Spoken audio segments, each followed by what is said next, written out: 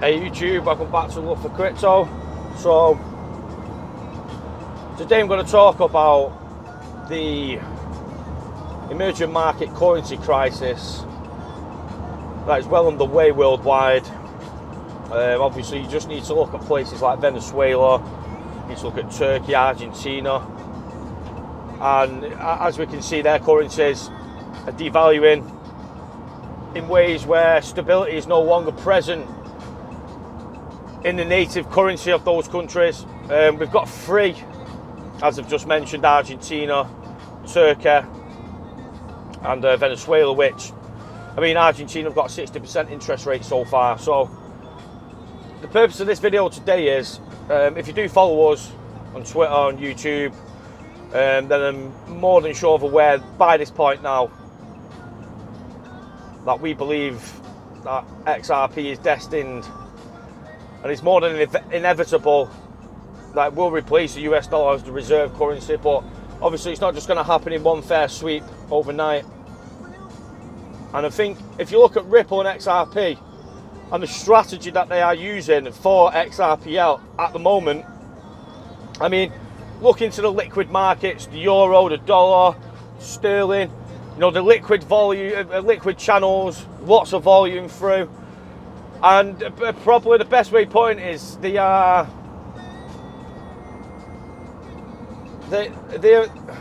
mean, what's the best way of putting it? They're very sufficient is probably the best way of saying it, as it is at the moment. You know, very liquid corridors, not that much friction. Yeah, there is friction that can be improved on, but it's not in a state of affairs where it's a necessity to resolve an issue there. But again, if we look at the emerging markets, it's becoming more and more apparent that it's becoming more difficult to trade with those regions. As I mentioned, Argentina have 60% interest rates to combat their one-way inflation. Turkey, I think, about 45%, or are planning on increasing to 45%. And it just goes to show that the stability in those regions is diminishing as the days go by. I've been thinking about this recently. I mean, as you know, the debt crisis, currency crisis, contagion is spreading worldwide. It's not on our doorstep yet, meaning the UK, the USA. I mean, the Eurozone, as far as I'm aware, is destined for doom. Probably the best way of putting it. 100% ECB. European central banks are having a bad time at the moment. But again, I think Ripple, and I think this is where it's going to fit in key. I think Ripple are targeting emerging markets, which is perfect, because I think eventually what's going to happen is, I think in those emerging markets, I think it's going to become more and more apparent that it's probably better off using XRP as a source of liquidity. I mean, if you imagine you're a bank in America, or you're a bank in the UK, and you know you've got Forex set up with Argentina, Turkey, and at the end of the day, each of these countries bring value to the global economic table in regards to growth and GDP. But if they're struggling to be able to trade, because as you see with Nostra Vostra accounts, you need to pre-fund an account in those currencies. And let's just use Turkey as an example. If you go back a year and you funded Turkey with $1 billion in a Nostra Vostra account, you'd be unfortunately enough to find that your value is probably now gone to 200 million, which is a big red flag for anybody who's looking to hold a Nostra Vostra account in those emerging markets. And I think personally, as we go forward in time, as XRapid's launched, as we've got payment providers using XRP as a source of liquidity in order for transactions and settlements, once it's tested, once it's up and live, once the confidence has been built within the industry that it is exactly what it says on the tin, then I do feel, especially countries that are dealing with all these emerging markets, it will become more apparent that they should potentially be using XRP as that source of liquidity, just so they're not exposed to the volatility of the currencies in those countries. I mean, I think everybody in this community can agree on what I am saying there. Now, I'm not saying XRapid is going to go out and just take global forex trade, although I do think that is inevitable down the line. Exactly, to put a time frame on that would be near impossible. But we can see the true the true benefit of actually using and sourcing XRP as liquidity for transactions and forex in those emerging markets. So I think to look out for first, I mean, we've got to think about this practically. I mean, there's a guy called Kenneth Storey. I'm not sure if you've heard of him or not. But in order for the US dollar to be removed as the world reserve currency, which I believe Donald Trump has already issued a statement expressing his concerns in that, in regards to creating an even playing field. You'll see more about that in the documentary I've made. But in order for US dollar to be removed as the native reserve, world reserve, we need to remove demand in the US dollar and increase demand elsewhere. And I think with what Ripple and XRP are doing, I think that increased demand will definitely become more apparent, and it will definitely start to come to fruition over the next 12 to 24 months. And I believe XRP could be contributing to a decent chunk of percentage of global trade in emerging markets, if not by capturing it all by the end of a 2-year period, back end of 2019, maybe early doors 2020. I think by this point, I think XRP will definitely have entrenched itself as probably the most beneficial technology for emerging market trades. As we see, I mean, I don't need to go into it in that much depth and detail. I'm sure you're all smart enough to realise for yourself the current crisis that we're in, and if you're not, I believe you do. I suggest you do some research. But that crisis in the emerging markets is real, and that contagion is spreading, and I do believe it will spread worldwide over the next couple of years. And I believe by this time, Ripple and XRP can get enough sufficient volume running through these illiquid corridors in the emerging markets where it's becoming a high risk to actually hold Nostra Vostra in those specific nations. I mean, like I said, you've got Argentina, you've got Turkey, we've got Venezuela, which is well and truly failed over there. But we have other markets that are being brought into it. We've got Italy, we've got Spain, we've got the Indian rupee, we've got the Russian currencies. Even China's currency is not exactly doing the greatest at the moment. Now, I'm not saying it's all going to happen overnight, but people need to realise exactly how serious this currency crisis and contagion really actually is. It's quite frightening thought, actually, when you look from the outside and you're gaining the research that I'm doing, and you can see the reality of what is unfolding, basically. And it is all down to the US dollar acting as that reserve. It's been quite apparent for a while now, but I think specific central banking dominoes are falling as we speak, as I'm making this video. And I'm not hoping people in these emerging markets the currency falls, because obviously with that it becomes crisis, and with crisis comes suffering. But I genuinely do believe that XRP and the technology that's been created is basically a lifeline for these emerging markets, in order for them to still be able to trade with the United States, with the European body, with the UK, Australia, Japan. These emerging markets are going to need to be able to have a reliable source of liquidity. Again, I believe anyone in Japan or UK, America, I believe if you are a bank, I believe there must be red flags now floating about in the air in regards to how dangerous it actually is now to be pre-funding accounts in these currencies. And I believe this will be the first steps for XRP to start taking on that role as a global reserve. Now, it will act as a reserve currency first and foremost before global reserve status. But I think over the next year or two, we can definitely start seeing those steps develop. I mean, I'd like to think if you are watching this video, you will probably agree in what I am saying. It only goes to show in Turkey, you would have lost 80% of your capital if you would have pre-funded a Turkish bank account with their native currency, in order for you to be able to make those transactions the way that the current financial system works. Obviously, it's based upon that 1970s model, pre-existing the internet. And I think Ripple are definitely in the right position now to start making changes to this financial market. It'll be a slow and steady process. I can 100% agree with that. I'm not expecting no severe price rushes. I think when XRPL goes live, we're definitely going to get a lot of speculative interest, and I think we've actually seen a little bit of that actually come to light as of recent. As you all know, Ripple had a great little 20% pump the other day. Whether this is just where you always try to get a short squeeze in before maybe a final sell-off, or potentially we may have seen the bottom, who knows? That is a question only God himself can answer. But I just want you to take away that information today. Obviously, I have finished the documentary. All of the videos and audio has been done. It's just a case of editing, and me and Scott are going to get our heads down this weekend and make sure we've definitely got that released before the start of next week. Again, it's a long documentary. It's going to be going into depth exactly what I'm talking about. I think we've got a great community at the moment.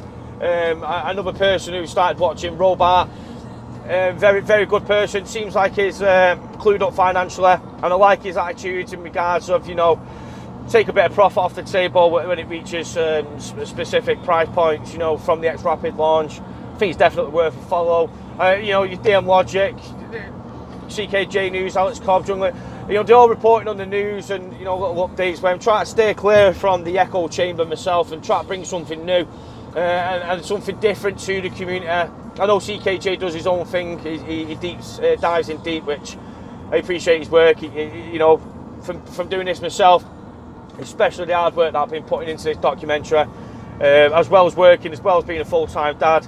It's not as easy as one thinks, and our channel's not monetized. We specifically said this, YouTube have clearly got an agenda against our channel.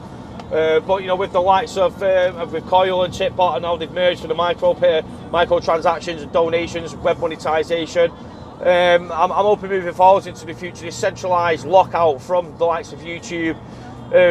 When you're talking about stuff that maybe doesn't meet the agenda of those who run that company, it's just easy enough to silence people. But this channel will not be silenced, and I think once you've watched this documentary, a lot of eyes are going to be opened, and a lot of brains are going to be reprogrammed into actually having a different outlook on the entire unfolding of this technology, this technological evolution. But yeah, so that was my point today. It was just about emerging markets, about XRP and how it can potentially, its potential first steps in making its way towards that status as global reserve currency. I believe the emerging markets, and I believe the tactics that Ripple are using, I'm sure they are seeing as well themselves, the currency contagion, and it is working perfect in alignment with Ripple and their XRPL strategy, if you want to call it that. They've come out specifically saying that they're targeting the liquid corridors, emerging markets, areas of the world where it's not exactly liquid enough to trade, or there's certain restrictions, i.e. for example pre-funding Nostrovostros is becoming more and more alarming in order to deal with these countries, again using the existing current financial system. So that's something to look out for over the next year or two. I could definitely agree on that. Again, the euro, the dollar, the Japanese, the sterling, they're very liquid corridors, they're very efficient corridors. There's not that much friction there. Although there is friction, although there is improvements to be made, the cost of making these corridors liquid and as efficient as they have has cost companies a lot of money. Building up the infrastructure for this to happen. And sorry about that sniffing up there, I've got a bit of a cold.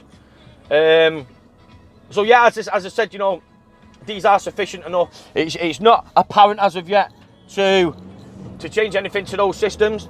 It is inevitable, it will change. I can assure you. End game for XRP, 100% will take complete control of the Forex markets. 100% will be acting as that key bridge for interoperability, whether you're using Visa, PayPal, whether you're paying with Bitcoin, whether you want to go to McDonald's and take a slice of your Facebook shares to pay with it. These are all possibilities that can be done with the Internet of Value. And I don't fear of any other, if there's any other bank issued stable coins, etc. In order for the Internet of Value to actually work and for globalization to be complete, we need interoperability. Again, the Interledger protocol is a technology developed from Ripple, gifted to payment providers, banks, etc. Anyone looking that's wanting to participate into this next flow of revolution, basically, is interoperability. And just remember, the fastest bridge in order for you to communicate or exchange value. As of today, and I can't see any change happening anytime in the future, it's only XRP which is present that is able to perform this function, and with it going live, it will be a milestone in human history of finance. It is a revolution, and one that cannot be ignored, quite frankly. But again, yeah, as I stated, we know Ripple's strategy is emerging markets, and as much as you'd like to think that the volume maybe not be there as it is with other pairs, the matter of the fact is there is a real crisis happening in emerging markets, and listen, we're going to come to a point in life where we're going to be getting default after default from nations who just simply cannot pay back the debt that they incurred when they borrowed the US dollar on the cheap at near zero interest rates. As the Federal Reserve monetary policy continues and we have the tightening process, interest rates increase, we'll start seeing nations from these emerging markets struggling with inflation. They'll be increasing interest rates to try and combat that, as we've seen in Argentina. But the end game is it's debts that cannot be paid, and it will make trade and forex within these nations extremely difficult, as liquidity will dry up within the market. And again, obviously, Ripple's XRPL is designed as liquidity tool, as a financial instrument. So I just hope you can try and get the gist of what I'm saying today. If you look at my Twitter, I've got 3 predictions that I have made. Ripple will remove the petrodollar status as the world reserve currency. I also believe the World Bank, the IMF, I think when the looming crisis does come, I think the technology that Ripple have got with XRP, and in regards to the escrow that they have, I think this technology is bigger than Ripple. As you already know, they already seated at the high-level advisory boards of the IMF. But I also believe Ripple technology may be a key factor in trying to stabilise this world moving forwards into the future. When we do, I mean, this crisis is coming, it's looming. To call the exact date when it will go is near impossible, but I have said by the end of Q4 2019, early 2020, if the Fed continue with the policies of quantitative tightening, it is inevitable. It's just as simple. I mean, we've got historic events that can just show. I mean, if you was to get the charts up and show the charts, we are at breaking point. We're at tipping point now, and I think it's perfect how Ripple releasing this product as a liquidity tool that can aid these emerging markets that are going to find difficulties in the not so distant future, and it will still enable them to be able to trade with XRPL. I think it's beautiful technology, it's groundbreaking. So yeah, that's just my little taste on that. Again, it's a journey, it's not going to happen overnight. Although the financial crisis, currency crisis, debt crisis, which is unfolding as we speak, I think this could be a key catalyst in the actual in the volume of payments that will go through XRPL. I think there's no doubt about that. But that's my 2 cents on that matter. It's step one. It's emerging markets. Let's get in there. Let's provide them with liquidity. You know, the Turkish lira is down, Argentina's down. There's a lot of currencies that are struggling, and a lot of currencies that will be brought into the mix. As you can see, Italy's also near that default status. The ECB have got a lot of work on their hands, and it could even come to a point where the ECB may have a crisis where they may even come to default as well. But we'll have to see what happens. But again, XRP, emerging markets, let's act it as a reserve currency, not the world reserve, but I believe in the next 12 to 24 months, it will have a decent proportion of volume of world trade. When I say that, even if it's 10%, 15% of emerging market trades, I do mean when I do say that, then it will be it'll give Ripple great credibility, give XRPL great credibility for when that financial crisis does happen. We will have historic information to go back on, and performance as XRPL, money saved, you know, liquidity has always been on demand. It's going to be a very interesting 2 to 3 years, I promise you that. And it's just great having the opportunity and the foresight to be able to participate in this revolution is a gift from God itself. You know, if you miss Google, if you missed Apple, if you missed Microsoft, don't miss the next one. Cheers.